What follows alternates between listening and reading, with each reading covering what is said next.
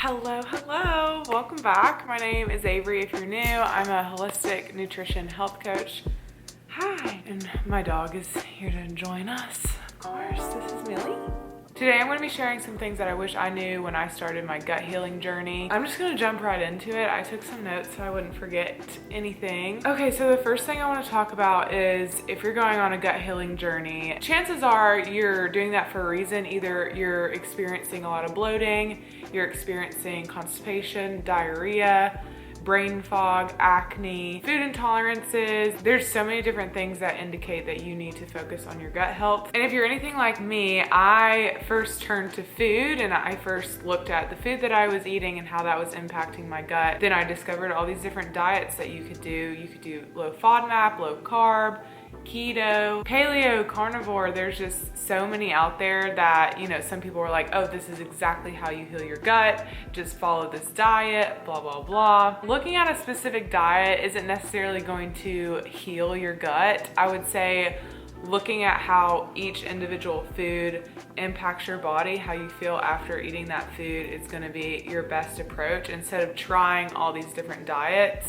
I mean, granted, maybe you will have to try a lot of different diets to see what works. There's so much trial and error in this journey, and food for me was a big part of it. Just consuming different foods, seeing how I was reacting to them, if it was impacting me in a positive way or a negative way.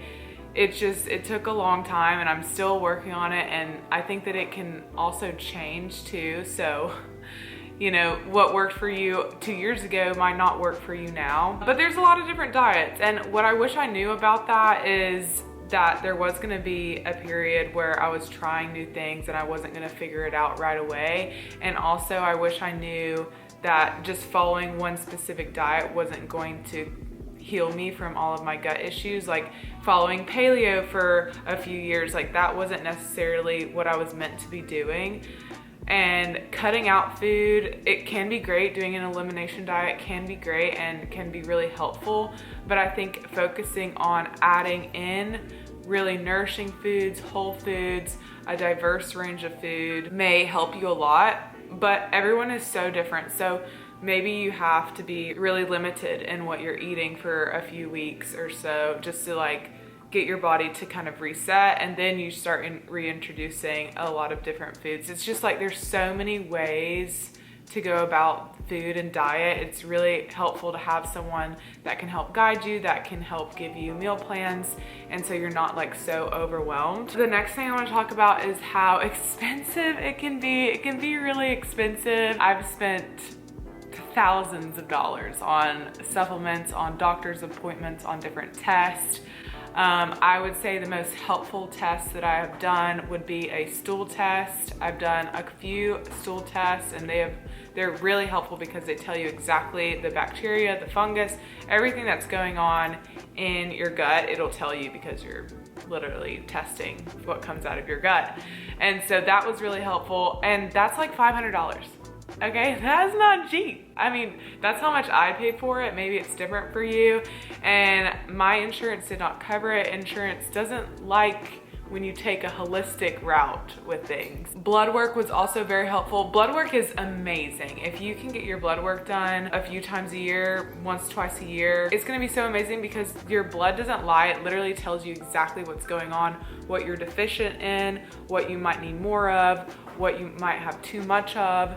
So that was like so helpful, and insurance does cover a lot of your blood work, I would say, unless you're doing something like really special and specific, which of course, if you're on this gut healing journey, you probably are testing for something that's not usually on like the full blood work panel. So yeah, it can be expensive. There's a lot of times where I went to a specific GI doctor and he kind of dismissed all of my symptoms and basically said that, you know, I needed to eat more yogurt. That's literally what he said, which is just crazy to me. But I did have candida overgrowth, leaky gut, and SIBO, so I've had a lot of gut issues, and this doctor literally told me to my face that I didn't have any of this. So testing is gonna be amazing. Finding a doctor that you trust is gonna be obviously really, really helpful, and that is also a trial and error period that you might have to go through. So it's just, you know, you have to give yourself grace, you have to allow some time, but I would say stool testing and blood work were the most helpful for me. I would highly recommend them, especially if you don't know what's going on, because if you have SIBO, or if you have leaky gut, or if you have candida overgrowth, all those things required a different protocol. It's best to know exactly what's going on so that you can really tailor your diet, your supplement, your lifestyle to that specific protocol to heal whatever it is that's going on in your gut. Okay, the next thing I want to talk about is having a holistic view on everything in your life. For so long, I was so focused on my food and what I was putting into my body, and although that is obviously amazing and like something that I should definitely focus on, but it's so much more than that. It's how you're sleeping, it's who you surround yourself with, it's your work environment, your home environment, how many toxins are you around every day, are you exposed to mold? Like there's so many things besides what you're eating, you know, like obviously food is so important, and I love helping people with that. That's why I became a holistic health coach, is because I wanted to help people specifically with their nutrition and food. But taking a holistic route, you're focusing on everything else. How much sun exposure are you getting a day? How much water are you drinking? Are you fasting? How are your hormones? Like there's just so much to look at, and it's so overwhelming. It is very overwhelming, and no one really talks about how overwhelming it is. Everyone's like, just take your probiotic and drink more water and walk more and eat a whole foods plant-based diet. That's just not the bigger picture. The bigger picture is that you need to look at all these different things in your life, and it can be overwhelming, and I would suggest focusing on 2 or 3 things at once instead of trying to fix everything at once, because it does take time. Like I said before, I started a gut healing journey in 2019. It's now 2024, and I'm still working on it, and I'm still learning, and I'm still discovering new things. And like I said, it can change too. Like what worked for me 2 years ago might not work for me now. But no one told me that you needed to look at everything that you're doing. I also wish someone told me that taking a probiotic is not going to fix all your problems. And there's also so many different probiotics, and there's different bacteria strains. No one really talks about that. No one talks about what qualifications a supplement company needs to have for it to be like high quality. It's just like, take this one probiotic. And of course you are following these people on Instagram, on TikTok, on YouTube. For instance, Seed. I see Seed all the time. I haven't tried Seed. I would love to try Seed, but it is a probiotic that I see online a lot. They're really great at their influencer marketing, and that's the product that I see the most online in terms of like probiotic, but it's not for everybody. You know, it might work for some people and it might not work for you. And if you do have like a bacteria overgrowth or a fungal overgrowth, maybe you should take a step back from taking so many supplements, so many probiotics, because that can kind of increase the imbalance in your gut bacteria instead of making it flow in harmony. So there was a period of time where I didn't take any probiotics. They can be so beneficial, but they can be harmful as well. And no one really talks about that. Like if you have SIBO or candida overgrowth, if you're taking a probiotic, depending on what strain it is, it can have a negative impact, and it can feed the bad bacteria in your gut.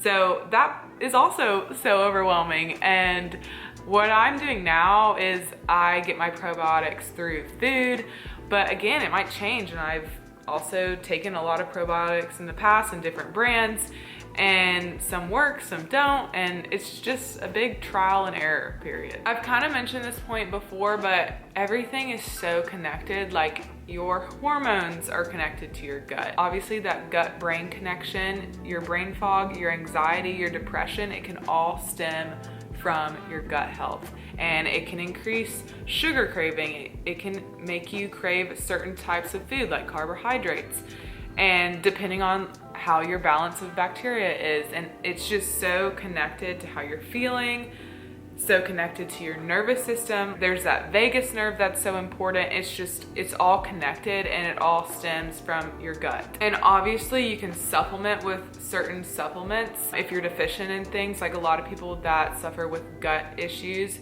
they are deficient in B12. No matter how much meat you're eating, you can still be deficient in B12. Supplementing obviously is amazing, but it is kind of another band-aid approach. But it is a healthy way to look at it, and you're taking like a natural form of B12, but there's a reason why your body is not getting the vitamins and minerals and why they're coming up in your blood work low.